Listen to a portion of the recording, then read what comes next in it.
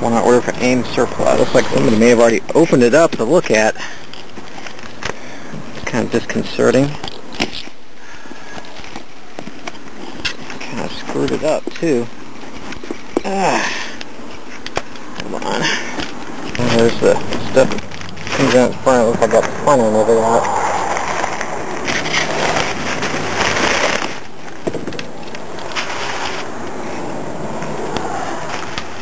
Yikes.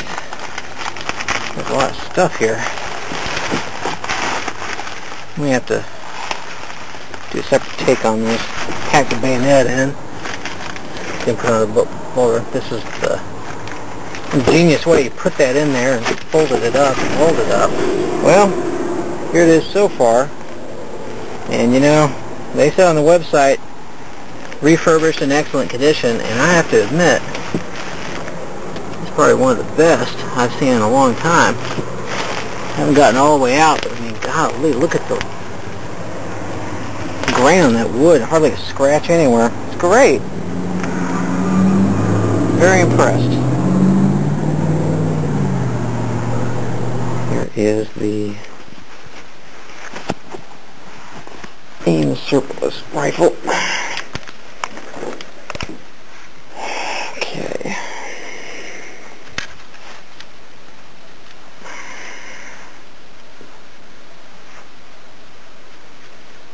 This is a Tula 1938, as you can see, in excellent condition as promised, and it really is. This one you can see the marks here. Here's that split again that you see on so many of these. It's a really nice one. A little darker than I'm used to, but on the whole, very good, very clean. Mosin Nagant from 1938. And this is again from AIM surplus. There's a few chips here and there that you see here and here, but otherwise, man, it's great. And let's take a look at the barrel in a minute here. Let's see.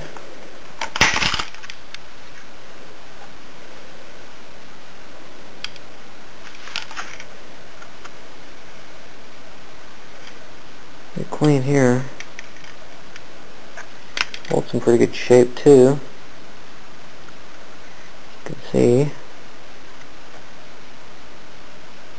few marks here and there.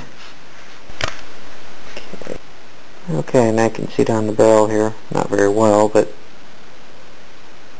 you see, kind of dark. Hasn't been cleaned out, but not bad for most. I'd say fairly decent. The thing that's kind of interesting is the sight's a little, it's like the sight is off center down here at the base, but it's like they notched it out so it'd be straighter when you'd actually use it. Otherwise it looks like it's pretty straight shooter, so we'll see when I get this one out on the range how it does.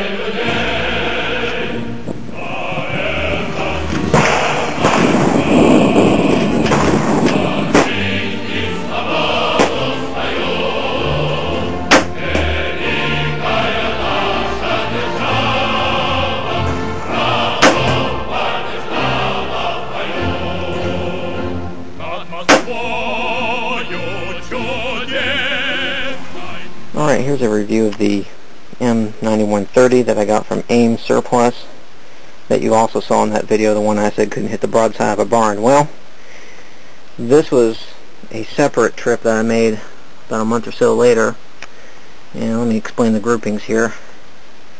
What I did was when I was shooting that other footage, it was all over the map, all over the page here. In fact, I'll show you the before and after photos in a minute. But what I did was to get better shots here, I took this,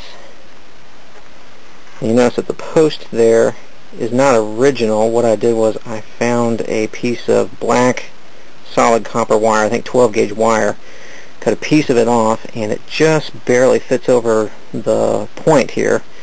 So I gave myself about another 1/8, maybe almost 1/4 of an inch height to get the barrel to go down lower instead of, because it kept shooting high. And as you can see, here are the results. The first 5 shots were here, basically these 4 here and then 1 here, I think. So I pushed the sight down a little bit more, and that, I guess because of wind or something, I started drifting off and getting these shots over here, and then eventually I was able to get this grouping here. And this is at 50 yards using surplus Bulgarian ammo, full metal jacket with a pretty strong tailwind. As you can see, it's a lot better than the last one, which I'll show you in a minute. Okay, and here is the target at 50 yards with brown bare soft point tips. As you can see, it was shooting way high. This is just a group of 5. Or, yeah, group of 5. It's way off target compared to this now. Group of 20 with the adjustment on the sights using that little piece of insulation. So, anyway, there you go.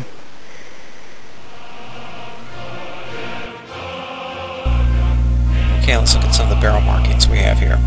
This is the Tula star, which usually has the arrow in it. You see a lot of these on from 1927, 1928 onward. Then up here above it, you see what is called a quality control mark. At least that's the best of what I can tell. It's kind of hard to read sometimes. A lot of these rifles share barrel bands, but this one actually has an original Tula barrel band with the Tula star on it. The lower part of the band, but on the upper part of the band you see an Sestroyesk triangle with the arrow in it. That was also very common to see a mix of those on both the Tula and the Sestroyesk arsenal rifles. Here you see a number 3 stamped in on the wood, and I don't know what that is. That may be something unique from the refurbishment period after World War II. Here we'll see several marks. This is a arsenal refurbishment mark. Usually it's a Russian one.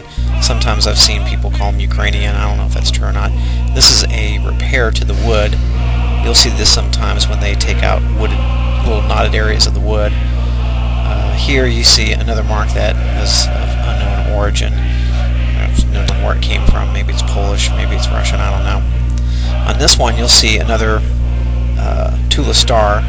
These bolt bodies have stamps all over them. Basically every piece of the 7 parts that make it up will have a stamp on it, usually somewhere, and here's one of them. Above it you'll see what is called a proof commission mark, which looks like an upside, basically looks like an N, a capital N. And then even on the piece that you pull off the extractor, you'll see stampings on there. This one has Sestroyesk. On the bolt head here we have another quality control mark, it looks like, with a Q or a Y in it maybe. On the cocking knot, it looks like there's a diamond there. Usually when you see a diamond, that's a Polish arsenal mark. A lot of these rifles were given to Poland after World War II, and this is probably one of those rifles. Here again you see another diamond on the right. On the left you might kind of see a triangle, it's hard to see, but here on the right you can see the diamond. And then here you all see another very faded diamond on the bolt body head. So anyway, those are some of the markings you're going to see. There's all kinds that aren't identifiable, but these are the ones I was able to identify. So there you go.